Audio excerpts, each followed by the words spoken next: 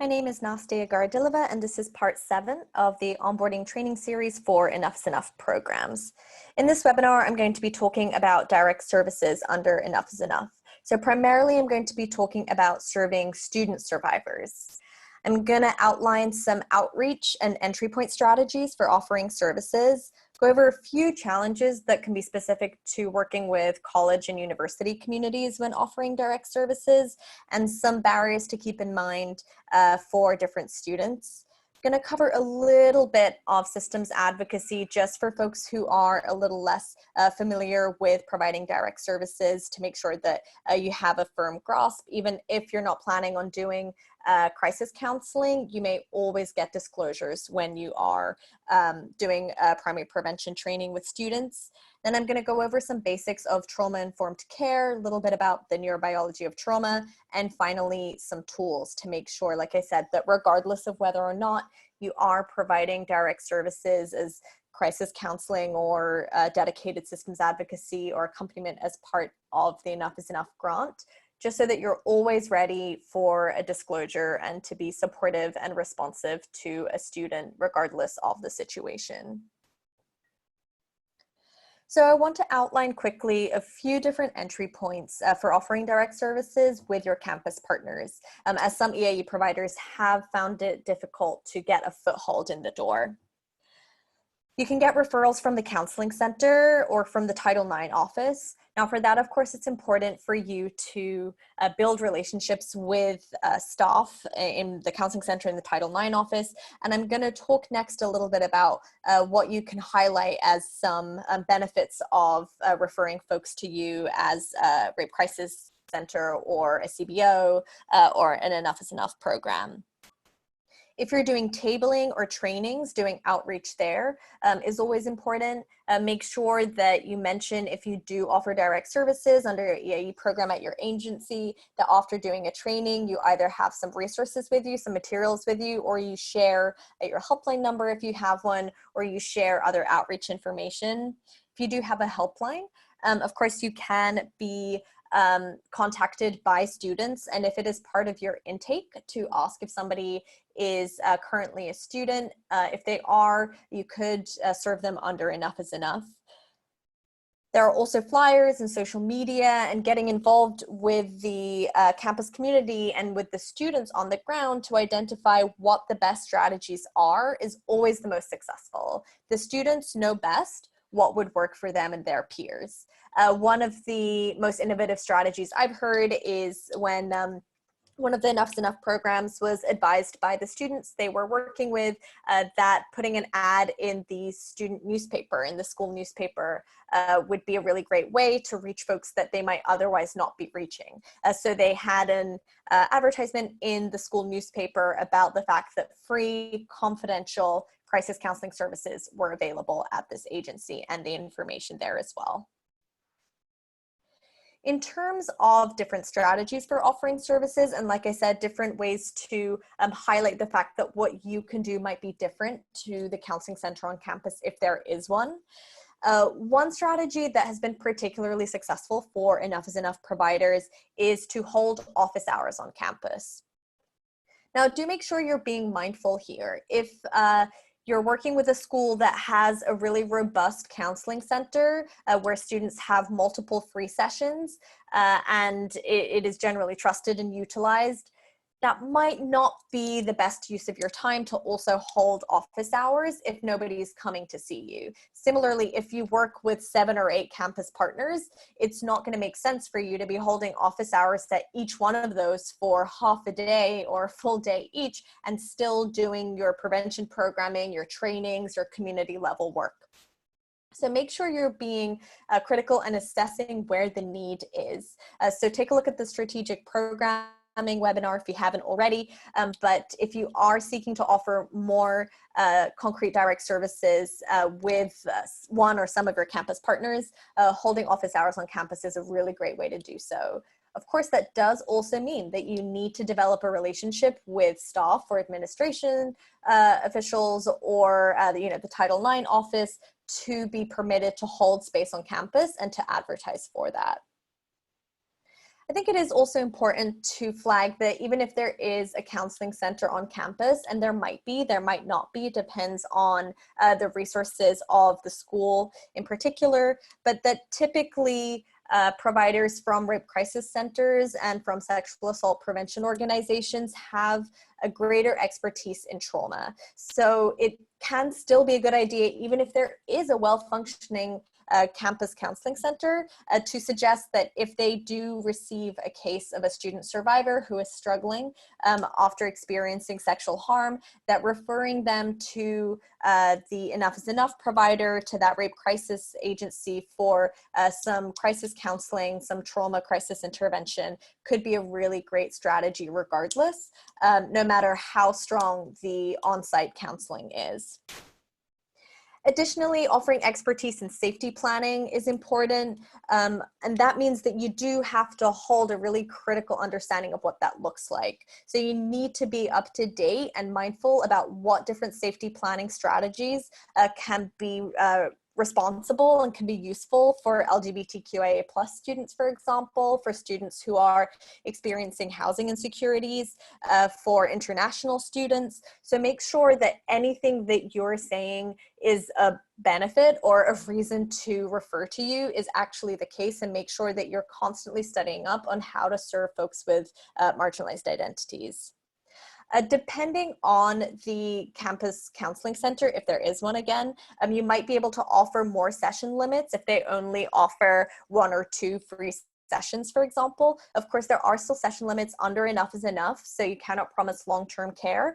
However, if students only have the opportunity to speak to perhaps a psychiatrist on campus or to speak to a counselor once or twice, this might be a really important additional resource. Advocacy in terms of reporting options. For some students, it might be feel a lot safer to speak with somebody outside of their school community about what their reporting options are. Some students might feel that the school is pressuring them to report, whether or not that is the case. So having somebody unaffiliated by the school, not paid by the school, with helping them decide if they want to report to local law enforcement, if they want to pursue a formal Title IX complaint, and what some of their options are there as well. So similarly, typically, you as Enough is Enough program providers are going to have more expertise in the different systems and the different processes and barriers and opportunities that students have available to them, and likely will have more information about the medical care, the SAFE exam, etc. So make sure, if you are developing relationships where you're trying to engage in more intentional outreach and receive more referrals for your Enough is Enough work, that you're highlighting some of these unique benefits that crisis intervention with your agency and with a dedicated sexual assault trauma expert agency can bring. I do want to highlight some challenges so that folks are fully prepared. And I've talked about this a little bit in other webinars, but if you are working with a school wherein you are doing prevention programming, policy work, trainings there, and also offering direct services that includes some advocacy services, it can be really difficult to balance your partnership and to balance your priorities. I'll say this again, but be mindful of trying to keep things as separate as possible if you are acting as a support person or as an advisor of choice for a student client at a school where you also offer trainings and do other types of programming. Oftentimes, if you're advocating for a student in a system and that system is not serving them as well as it could be, it is up to you as the advocate to push back and to advocate for your client. But when the person you're pushing back against is also your main entry point and your main gatekeeper to all the great trainings you've been planning and doing with that campus partner, it can be really difficult to maintain that balance and maintain that partnership. So make sure you're being mindful, if possible, splitting some of those responsibilities between 2 different staff members at your agency, or kind of making plans if you do get asked to be an advisor of choice or a support person, about what that's going to look like and how you're going to keep things separate. Another challenge is understanding each school's policies. Each of your campus partners is going to have at least slightly different policies, processes, and procedures, whether that's their Title IX processes, whether that's their supportive measures, whether that's how proactive they are regarding cross complaints or regarding retaliation, or regarding stalking processes and responses. So make sure that you are familiarizing yourself, if you are trying to do direct services, with some of the ins and outs of each of your campus's policies, because they can be different. And if a student is looking to you to support them with making a decision about whether or not to report and where to report, it is important that you are as familiar as possible with what that landscape is going to look like for them. Of course, if you don't know, you can always say you don't know. And that's a great role that an advocate can play as well, in asking a question anonymously on behalf of a student about what would it look like hypothetically if somebody were to report something of this nature to you. And you could ask that to the Title IX coordinator without disclosing who that person is, and maintaining your confidentiality privileges, while still getting some of that process and procedural information for the student you're working with, so that they can make an informed decision. Kind of jumping off that, some of the Enough is Enough providers have struggled in the past when they do receive a referral from the school, perhaps from the Title IX coordinator, who has then at times felt entitled to updates or information about how that student is doing. Don't be fooled if they, bring up clear reporting requirements or anything else. All the same privileges and all the same confidentiality processes still stand. So without consent from that student, you cannot share any information with the school, regardless of whether or not they referred them to you. So again, that can be difficult if you are balancing a tenuous partnership, but don't get nervous and make sure that you stick with what you know to be true in all other crisis counseling situations. Warm referrals can also be difficult, either because the referral is not so warm and perhaps the student actually really liked the person that they were working with, whether that's somebody in the Title IX office, or perhaps if there is a counseling center on campus, they actually really liked who they'd been working with and didn't want to be referred to somebody else, despite the fact that they had run out of session limits. If there is some institutional distrust there, to be referred to somebody through the school can also make starting that relationship challenging. And then kind of continuing that continuity and making sure that you are working with the student where they're at and what they most need at that moment in time can be really difficult, especially if you're not meeting someone in an acute situation and meeting someone later on. So all the same strategies that you would usually apply here as well. There doesn't need to be anything that much different besides your recognition of higher education schools as a system as well, that have their own priorities and their own strengths and their own weaknesses that the students have been wading through on their way to you. And then similarly, as we're not doing a long-term counseling on the Enough is Enough grant, ensuring that you're offering trauma-informed care under these session limits can be a challenge, of course. And again, nothing different to what you would usually be doing with folks where you have similar restrictions under different grants. Make sure you are transparent, make sure that you are clear about how many sessions the student has with you, identify concrete goals, and remind them when you're getting close to the end of your session limit so that it doesn't come as a surprise or a shock. And if need be, help them identify additional resources and additional supports that they can pursue. I want to mention a couple of additional barriers that international students face, because this is a community that is often underserved, both in terms of prevention programming and also critically in terms of direct services and response services after experiencing sexual harm. And this can be really damaging, especially because of some of the immigration restrictions that international students face. So one thing I will mention is a lot of students from different cultures, from different countries, have a very different understanding of the purpose of some systems, have a very different level of trust in systems and authority. So make sure you are mindful of that as you're talking through somebody's options. Similarly, the distance and isolation, although sometimes as we are on the East Coast in New York, kind of students on the West Coast have a similarly long flight as somebody coming from abroad may have, there are still differences that just do make it feel a lot further and a lot more isolating for international students typically. If they want to go home, for example, if they want to go home after experiencing sexual harm, even just for a weekend or for Thanksgiving break or for spring break, the financial burden is often prohibitive for most international students. Similarly, even not being able to text your family if they don't have an international phone plan, or if you don't have an international phone plan, or your friends from high school, that can make communication really, really challenging if you are in a different country on your own for the first time, or even not for the first time. So just being aware of some of these everyday kind of minor challenges and realities that can be really shaping somebody's healing and response to trauma is going to be really important if you're trying to serve an international student and connect with them and understand the options that they perceive themselves to have.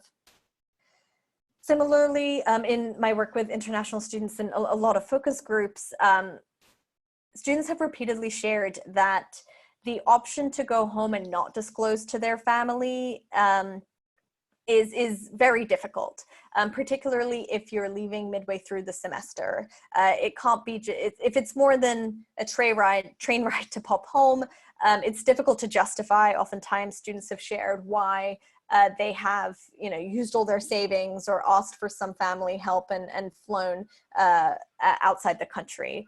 So this sometimes limits the options that international students feel that they have when considering where they feel safe and where they feel comfortable and where they want to continue their healing.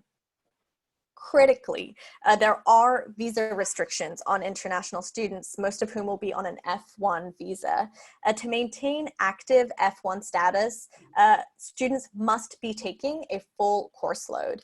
This means that some supportive measures that administrators might suggest, which include taking a reduced course load, are actually not available to international students, and not all administrators, not all Title IX coordinators, not all support deans know that. So if you are training faculty and staff on supporting survivors and talking them through options, make sure you are highlighting this really critical piece of information, because I have worked with international students who were advised of this, didn't know what some of the implications might be, and then did end up losing their visa status, which requires a challenging, lengthy, and sometimes expensive reapplication process. Similarly, leaving, you cannot really leave and take a leave of absence in the same way depending on how it's coded at your school. So be mindful of some schools' internal policies. For some schools, if they code into their system that a student took a mental health leave of absence, there can be a mandatory minimum amount of time that students must be off campus before they can return, or need a doctor's note or a mental health care professional's note, something like that. Some of these mandatory timelines can also interfere with visas, with that full-time, full course load requirement that F1 students have. So this does not mean that these options are off the table for international students, but it does mean that they must be aware of the consequences and of some of the potential impact so that they can make an informed decision. Finally, international students in the States face significant employment and loan restrictions, which can be really prohibitive and really harmful, particularly in cases of intimate partner violence. Students cannot work off campus. They must only work on campus after having been on an active F1 visa for at least a year. And then also similarly, loan restrictions are pretty significant for internationals, wherein they might need a US cosigner, or they won't have access to some of the same rates as domestic students may have. This has been particularly impactful for graduate students who are international students and perhaps experiencing intimate partner violence and living with an abusive partner, wherein leaving is more difficult because of this financial instability. Maybe taking on an extra job to save up for rent might be difficult. Taking out loans might be difficult. And having this power dynamic, if one student is a US citizen and one student is international, can really be a significant challenge and a significant barrier to seeking help and to leaving a harmful situation. So just making sure that you're aware of some of these realities so that you can support students with making an informed decision and with pursuing the path that makes the most sense for them. I'm going to really quickly run through some tips for enough's enough providers who perhaps are trainers and not as experienced in direct services, because you most likely will still get disclosures after trainings.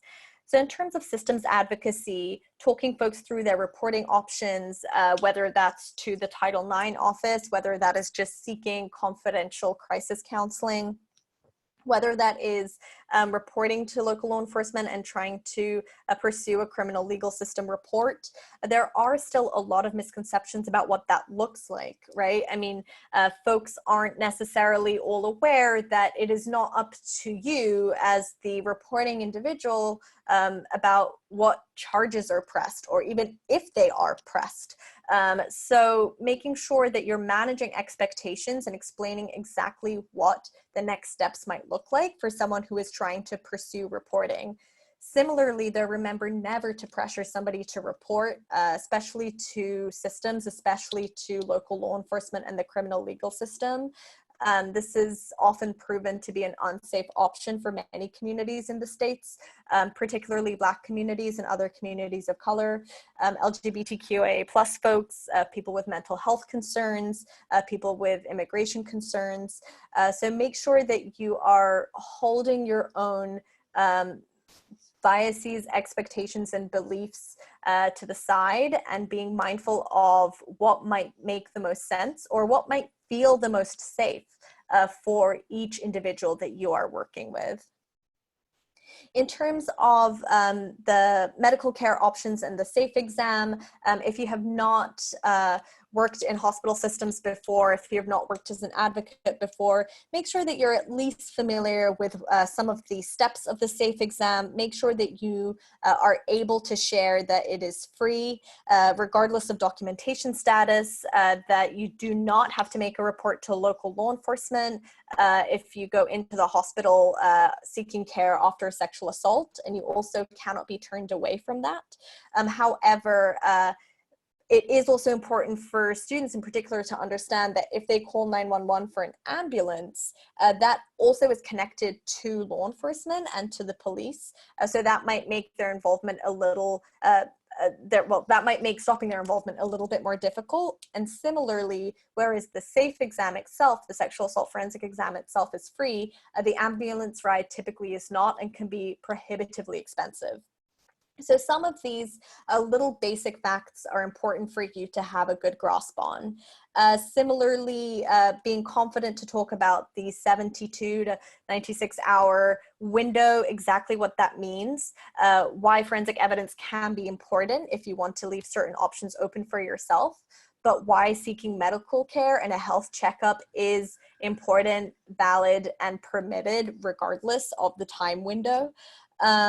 And similarly, if you're working with somebody who is nervous about their parents finding out, for example, if they're still on their parents' health insurance, talking through some of the options, or at least knowing where you can refer them for support with paying for those weeks 2, 3, and 4 of the HIV PEP post-exposure prophylaxis medication, to make sure that if you and your agency do not have the capacity to support with that, that you are connected with other advocacy agencies who can.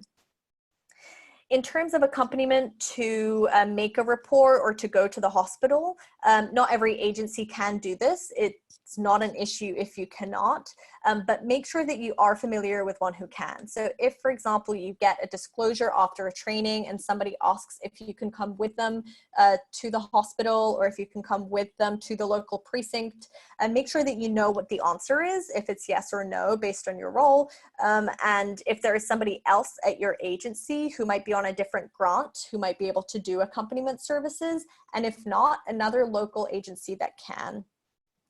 In terms of the support person and advisor of choice, I'm going to touch upon this really briefly because if the Title IX rule that was released in May of 2020 is implemented by the date of August 14th of 2020, which is the Department of Education's intention, then the advisor of choice role will change significantly.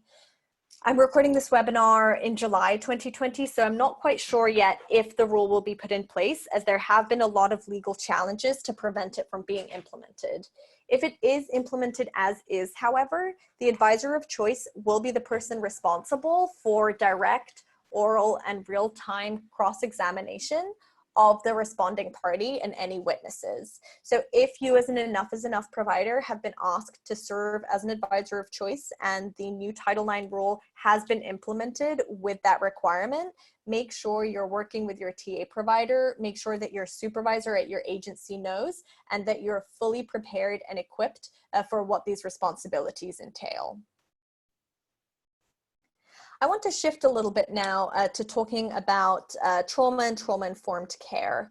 The most basic takeaway, of course, is that trauma manifests differently from person to person. So it is absolutely critical that we are all aware of our own expectations about what trauma manifestation might look like and our own biases and beliefs about how folks might be reacting to an incident of sexual harm. In general, seeing behavior not as good or bad, but as regulated or dysregulated can make some of these potentially challenging and friction-filled situations a little bit easier to process through and to strategize around.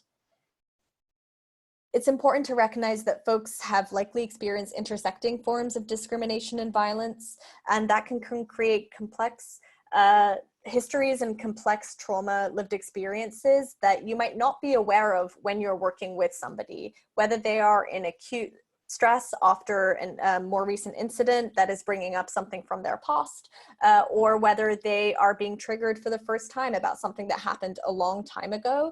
It is important to recognize that you might not have all the information, but that their behavior might in fact be entirely reasonable, entirely predictable if we only knew all the complex histories that they are processing through. Critically, it is important for us to recognize and hold at the forefront that survivors are experts in their own lives and their own needs. It's always obviously an option for us to provide support, to provide some education, to offer resources, to offer help, but really to take the lead from the person who is going through the hurt, who is going through the trauma, and using them as our guide in where our support is headed and where we want to intervene or manage their reactions. Again, in terms of maintaining our understanding of why folks with certain marginalized identities might be distrustful of systems, might be reluctant to identify as a victim, and of course still might fear being minimized or judged or not believed. For some LGBTQIA+ folks, for example, it's a significant challenge oftentimes to access gender-affirming healthcare. The SAFE exam in itself might be a barrier to seeking help and might cause a lot of stress and could cause a lot of harm if they are working with a medical professional who is not adequately trained. Finding informed mental health care can be incredibly difficult, where folks are not educating the person who is meant to be supporting them about their own identities. So making sure that you're never putting the work on the survivor that you're working with, on the person that you're working with to educate you, but instead are doing the work yourself, doing the homework, and then trying to support as best you can.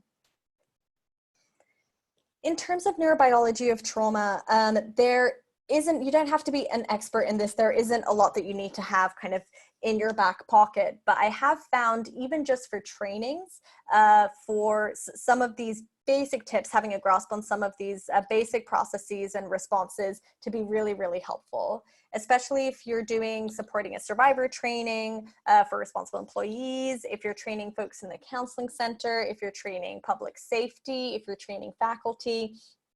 Having a basic grasp on some neurobiology of trauma foundational concepts can be really useful. And of course, in terms of your direct services, can be really critical there as well. So regarding recall, of course, we know that memories might come in pieces, and that's entirely normal, but that can be so overwhelming and frustrating and disappointing for survivors who may be trying to recall exactly what happened in a linear ABCD narrative and be really struggling with that. It's important to validate that if somebody is able to recall seemingly minor details rather than some quote unquote obvious major details of what happened to them during a traumatic situation, that does not mean that it didn't happen. In fact, that can be an indicator that something traumatic absolutely did happen, because that is very common for your brain to encode things in a non-linear, non-sequenced way when it is undergoing significant stress. We know that during an incident of sexual harm or during an incident of stress or trauma, fear circuitry takes over our body and is pretty much in control. So our behavior is much more controlled by reflexes and habits as our prefrontal cortex is impaired, which limits our active executive decision making. When we have increased stress hormones and cortisol in our body, that also limits the way that our usually rational or quote unquote rational decision-making processes can be impaired and impacted.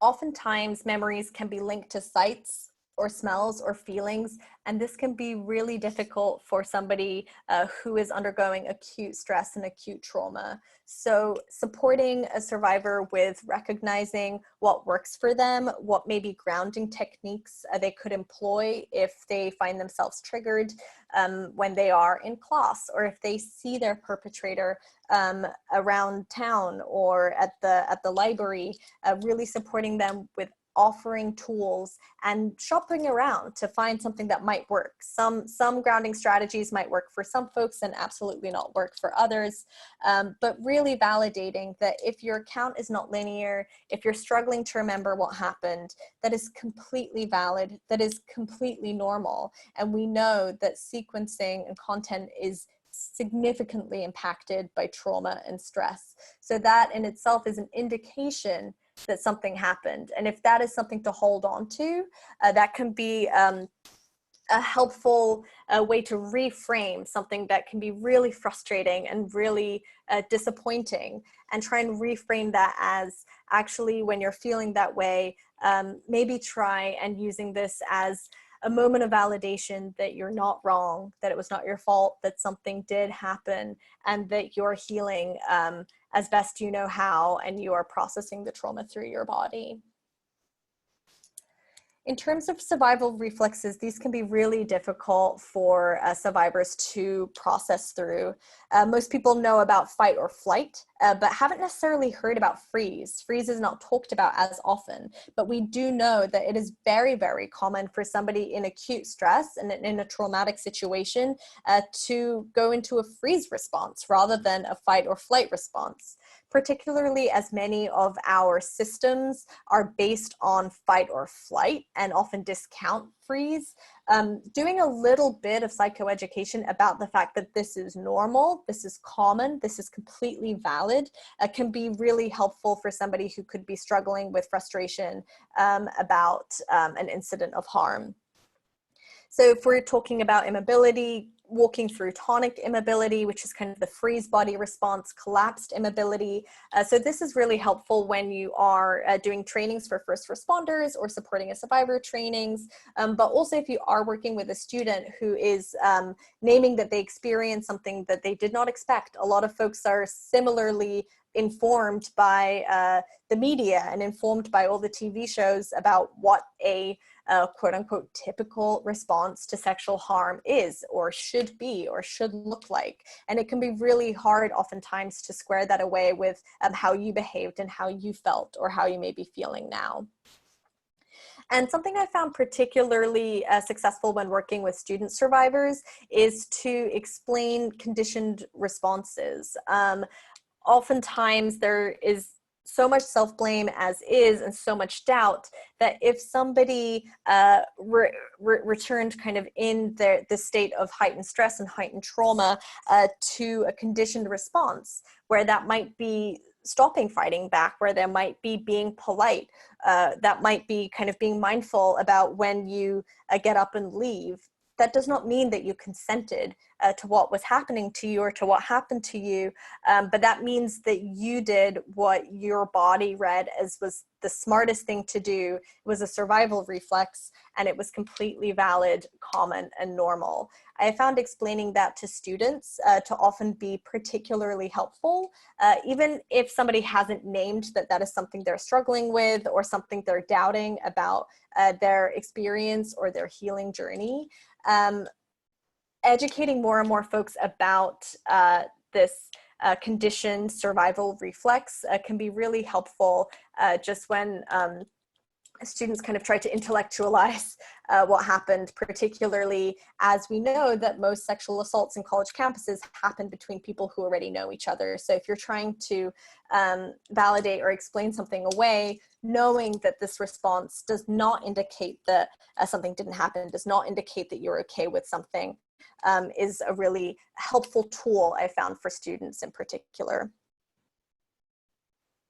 So again, just for providers who maybe are less experienced, to give a few really quick tools so you have in your back pocket for disclosures. And that's the last slide in this section. So for folks who are used to providing direct services and trauma-informed care, that this is all we've got here. So feel free to switch off and move on.